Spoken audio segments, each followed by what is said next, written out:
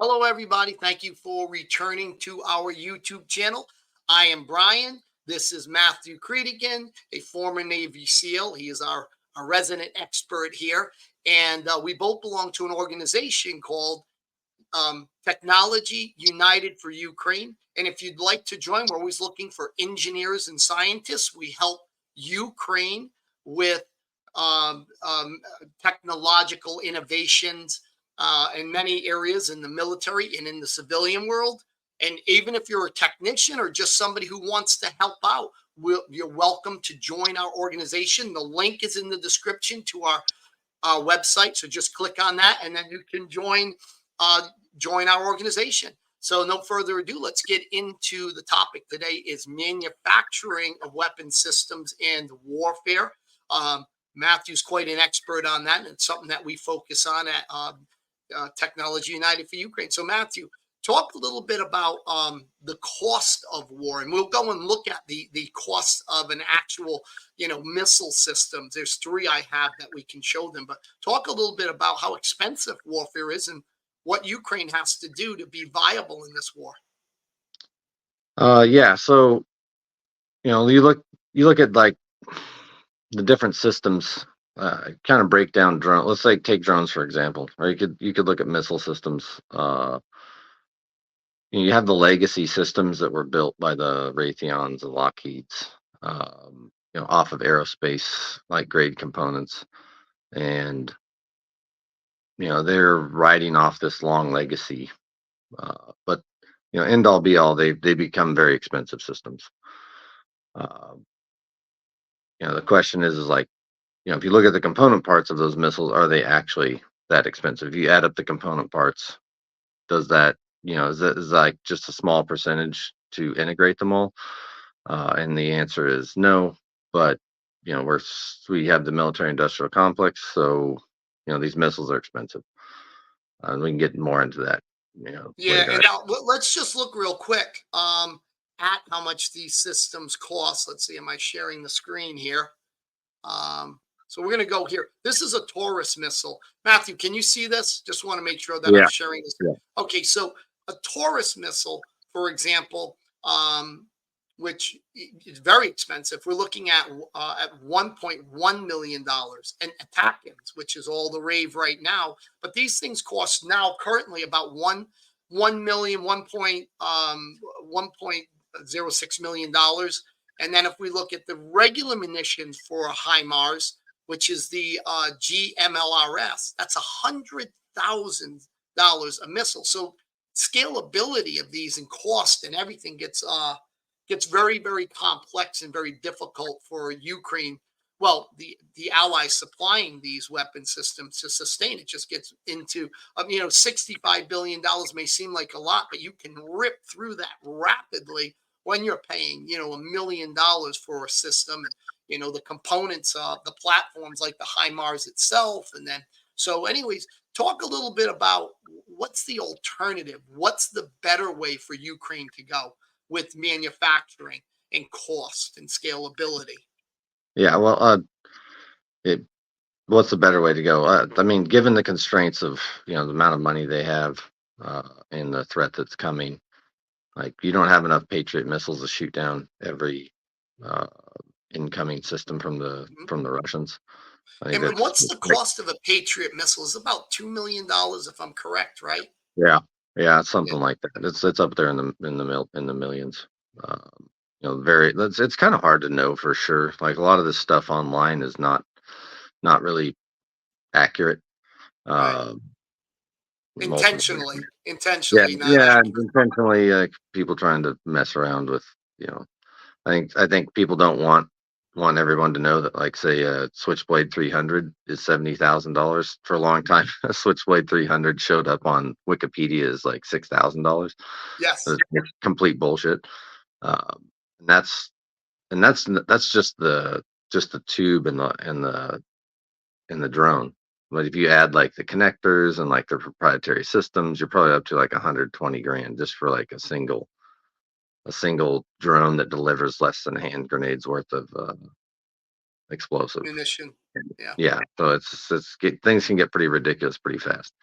And like the component parts of that thing, like you can lay them all out. It's all basically the same components as like an FPV drone, which those FPV drones are like $500 or $500 or maybe $1,000, and they carry multiple times more payload, maybe slightly less far, depending on this type and style, but it's kind of ridiculous. There's yeah. Anyways, so we can get into that And you know, I think like specifically, too but when you talk about FPV drones and like a $500 FPV drone, where somebody gets in and you get software people working on them, they can become more and more lethal if they have the ability to lock course or the ability to utilize AI.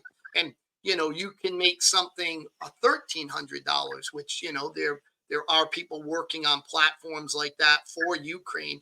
Talk a little bit about the effect of these FPV drones or other systems platforms that are less expensive, but yet you know have a degree of technology to them, but where nobody's looking for profit, and how that also impacts how weapon systems cost. yeah. So it's the commodification of all the components, right? So the motors and the speed controllers and the flight computer, all of that stuff is commodity components at this point. Uh, it- and this war has just driven that forward and kind of broken it out of the box. It was there before in the kind of hobby space, and now it's just been supercharged. So every one of the base components is mass producible. Uh, you know, sub $20, $30 for these different things. You add all that up, and you're around $500. It'll probably even get cheaper than that. The only What place where about the modifications where people are, you know, adding a little bit extra stuff to them to make them a little bit more lethal? You know, with known yeah, so technology.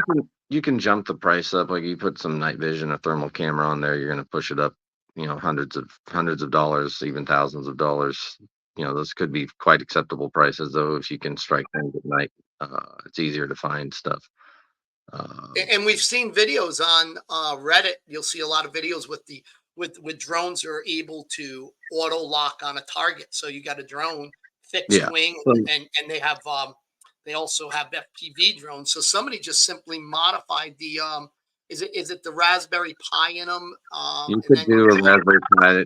There's a lot of these, you know, re, edge simpler compute stacks out there now that you can modify for what you consider pixel lock. So basically, you say, hey, when you're looking at the screen, you say this group of pixels, aka an image, maybe a tank. It just looks at the pixels and then it tries to keep itself centered on those pixels.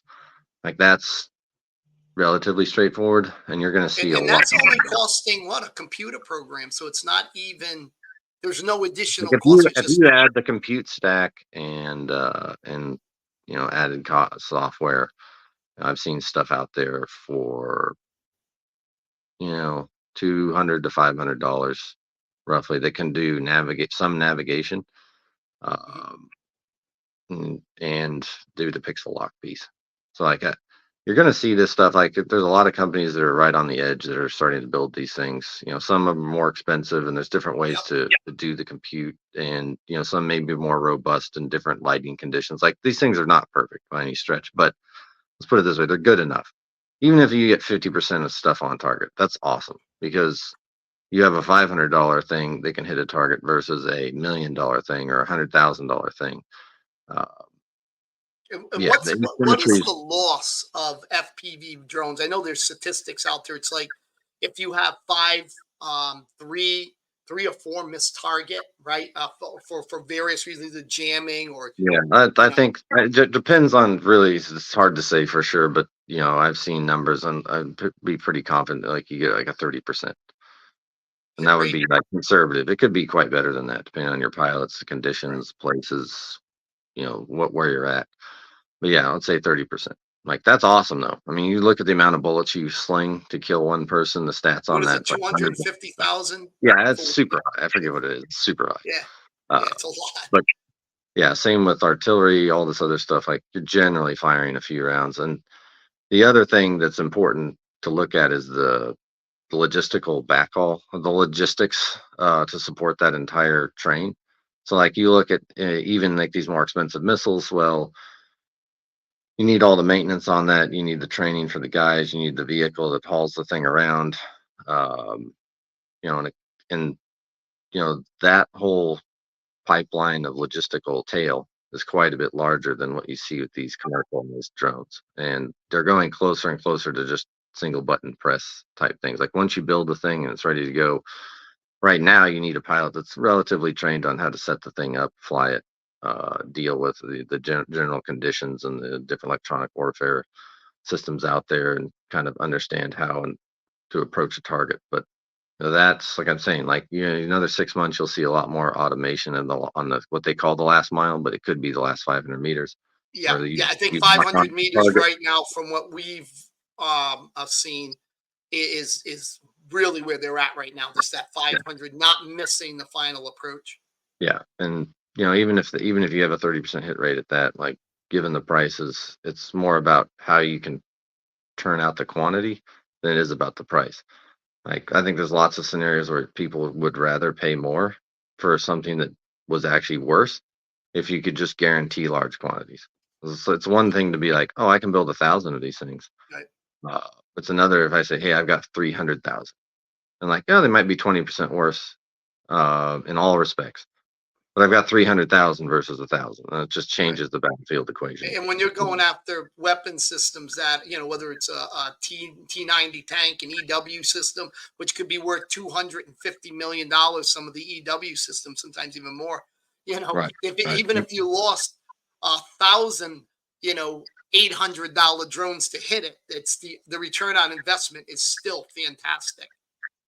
Yeah, and like you see, like any of these systems, as you start to build them in quantities, you start to just refine the process. So even if it started off not great, as long as it's functional, you're just going to iterate over time. Uh, And and you're hey, seeing a lot of these organic groups pop up, volunteer groups that are working, not looking like us. We don't, when we work with Ukraine, whether it be the military or civilian world, we do not seek profits and patents. Everything is, transferred over. And you see a lot of groups like these organically growing in Ukraine. yeah, And so they have this capability to help the Ukrainians through people's volunteerism, their philanthropic, idea that, hey, we need technology too. We're not just all these other things. We also yeah. need But to well, bring a big technology. a big part of it is kind of making the networks and the people and putting them Yeah, together to drive the narrative that you need mass, you need a lot of it. And there's little bits and pieces, the little tweaks here and there that make huge difference on the right. capability, from getting around different ways of getting around jamming, or different ways to acquire targets. Um, like that's going to be a huge help, and Ukraine needs all the help it can get in that regard. That It's all the low it's hard hanging to, fruit, right? It's People have to understand wars can be won through low hanging fruit, not just big technological advancements that are given, but low hanging fruit. Where yeah, and you that's get that's some one great thing minds. I would say the Ukrainians, like the Russians, and this is the scary part. The Russians are probably are from the numbers. If you look at the numbers, even like last December, they came out with numbers that the Russians are quite overbuilding the Ukrainians on FPV drones. But on the application side of those drones actually hitting the battlefield and being effective, the Ukrainians are doing quite a bit better. And that's Yeah, yeah, I heard that they're but just that's from the guys the on the ground, just yeah, from volunteer groups to guys individually adapting. It's the upside of having a less centralized command structure, uh, where the individual groups can kind of apply their solutions. yeah, and I think Uh, that's yourself being a former Navy SEAL. That's a big thing to you guys, that the ability to think independent and not over it, it, micromanage. it is, but I don't want to like that. I don't want to make it seem like this is inevitable victory and like the Right. small guy's gonna win. Like mass matters.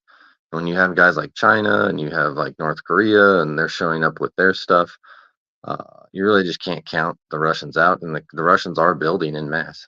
Yeah. And Yeah. a few tweaks here and there, and they hit the right piece of technology. They upgrade their drones, especially when we start looking at this pixel lock technology and The visual Lancet, for navigation. example, they've just upgraded that.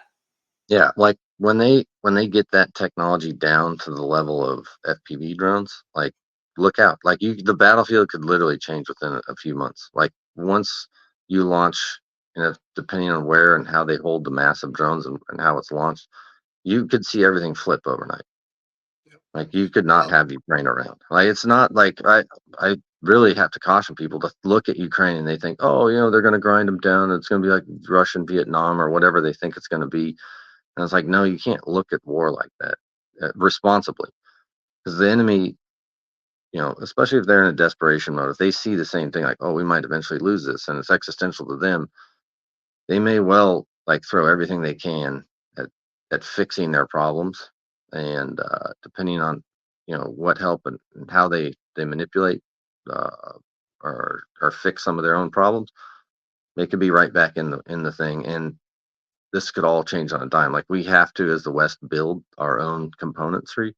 Because, like, you see the vast amount of the components of these low cost systems, these mass systems that will be coming in the tens and hundreds of thousands, and it's gonna happen. It's already starting to happen.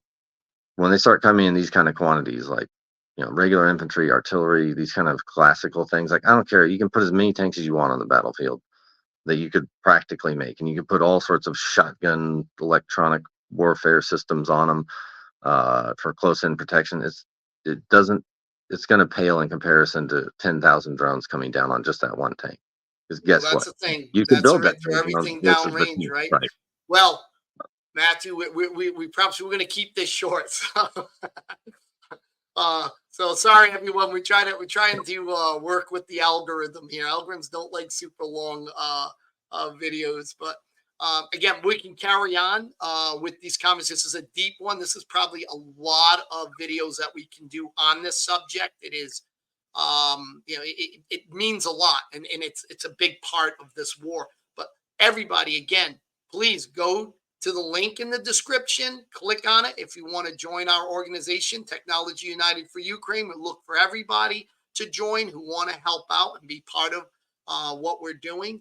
And we look forward to seeing you guys again on our next video. And again, Slava Ukraini.